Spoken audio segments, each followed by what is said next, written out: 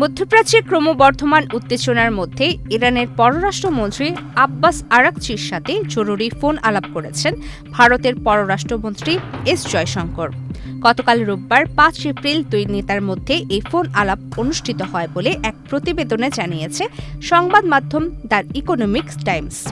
সামাজিক যোগাযোগ মাধ্যম এক্সে দেওয়া এক বার্তায় এস জয়শঙ্কর বিষয়টি নিশ্চিত করে জানান, ইরানের পররাষ্ট্রমন্ত্রীর পক্ষ থেকে তিনি ফোন কলটি পেয়েছেন।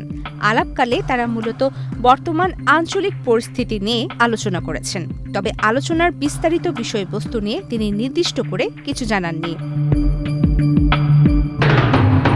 বিশ্লেষকদের মতে এমন এক সময়ে এই কূটনৈতিক যোগাযোগ হলো যখন হরমুজ প্রণালী সহ পশ্চিম এশিয়ায় সামরিক তৎপরতা ও উত্তেজনা তুঙ্গে।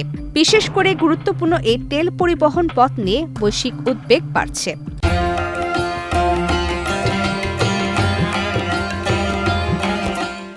গত ২৮ ফেব্রুয়ারি মধ্যপ্রাচ্যে নতুন করে সংঘাত শুরু হওয়ার পর এই নিয়ে ষষ্ঠবারের মতো দুই দেশের পররাষ্ট্রমন্ত্রীরা আলাপ করলেন।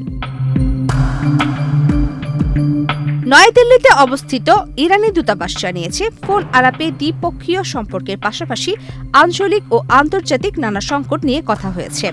ভারত এই পরিস্থিতিকে অত্যন্ত গুরুত্বের সাথে পর্যবেক্ষণ করছে, কারণ দেশটির বিপুল পরিমাণ অপরিশোধিত তেল এই পথ দিয়ে আমদানিকৃত হয়। ফলে এই অঞ্চলের স্থিতিশীলতা ভারতের জ্বালানি নিরাপত্তার জন্য অপরিহার্য। এদিকে ইরানের উপর চাপ বাড়িয়ে যুক্তরাষ্ট্রের প্রেসিডেন্ট ডোনাল্ড ট্রাম্প কঠোর হুঁশিয়ারি দিয়েছেন। তিনি দ্রুত সমঝোতার তাগিদ দিয়ে বলেন, কোনো চুক্তিতে না পৌঁছালে তেল ক্ষেত্র নিয়ন্ত্রণে নেওয়া সহ বড় ধরনের পদক্ষেপ নিতে পারে ওয়াশিংটন। প্রমিতি কিবরিয়া ইসলাম, বাংলাদেশ প্রতিদিন।